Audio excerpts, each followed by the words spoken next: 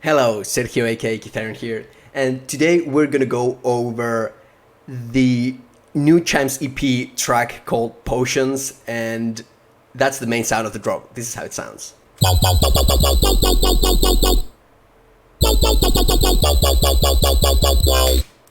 So, as you may know already if you watch my videos, in this channel we don't go about sounds like other channels do, where they go like, this cutoff is at 45%, this should be at 32% with this setting on, and this set, like, that is not gonna help you learn sound design. So what I do here is I go over the main concepts that encompass the whole sound, and then what tools we can use to get to that conceptual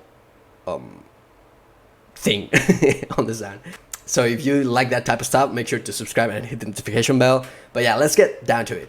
So in the sound, we can hear a couple things that are going on. First of all, it has this top end ring to it that comes from downsampling. Okay, this is a very common effect used for yoi basses, pretty much, and it's basically downsampling. So let's hear it without the downsampling. You can achieve this with Serum's distortion downsample. You can maybe get to it with a filter. I tried with a filter called Sample and Hold. You know, it's pretty cool as well with Sample and Hold. It's not exactly the same, but pretty good. Or you could use a bit crusher or some other type of downsampling effect. But yeah, that's how you achieve that top end yoi type of ring. Now, the color of the sound is pretty bright. It's a pretty high pitched sound, even though it's a bass. So the way I achieved it here, like, I tried a couple things, but really the better way that I found is just layering the sub with a higher pitch oscillator, pretty much. So we have a sine that is the sub, and then we have a saw wave that is the high pitch. So let's hear it individually.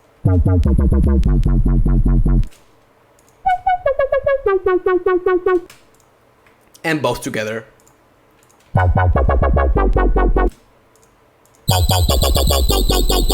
Okay, so really it's a very simple sound. It doesn't have FM, it doesn't have like anything weird. It's just a sine wave, a saw wave, and a low pass filter. Now, why a low pass filter? Well, usually when you want the yoi type of sound that you achieve with the downsampling, you want to do before the downsampling effect a low pass filter. And in this case, I found that these specific settings within the low pass were pretty good sounding. So the higher you turn the resonance, the more vocal it's gonna sound. So if we reduce it, okay, and you know, the cutoff, of course, it needs to be modulated to go up and down, and we chose this shape.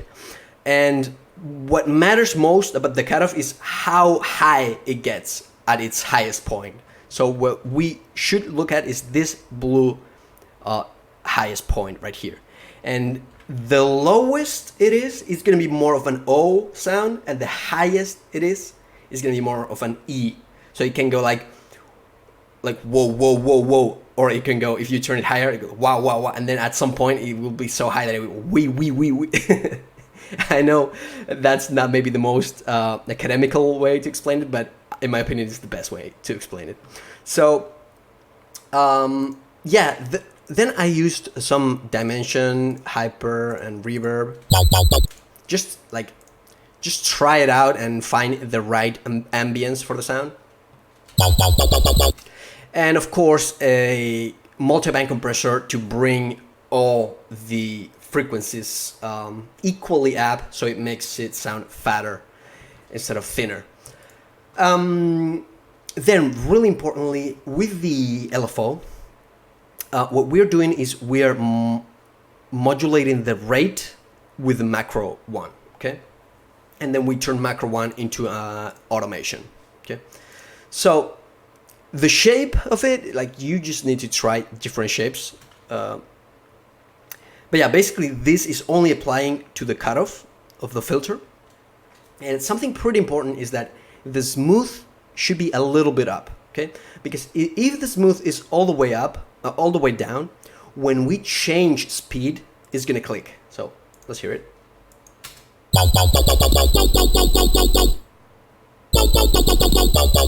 So it clicks a little bit when it changes from like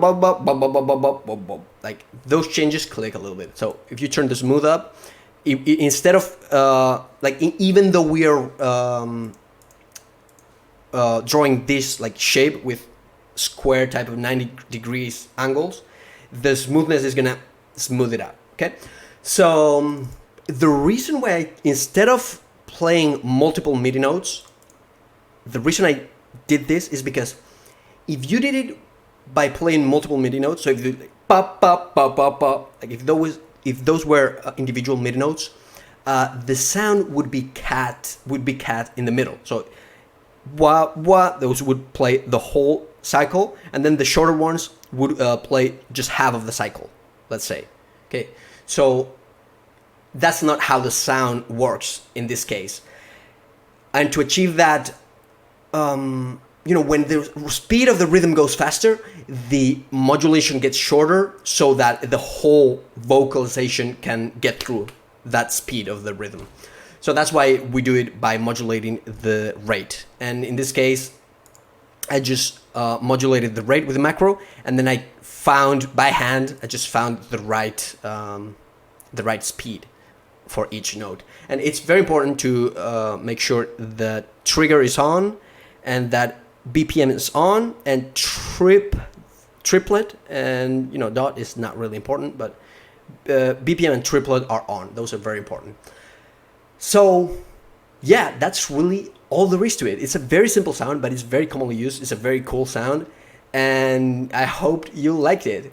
If you like this type of videos, if you like to learn sound design like this, then I would be so grateful if you could support me on Patreon. Like, of course, you don't have to. If you are not like a fan of my channel or whatever, you're probably not gonna do it, and that's completely fine. But if you would like to support me like that, that would be amazing. But yeah, that was all for the video. See you guys. Peace.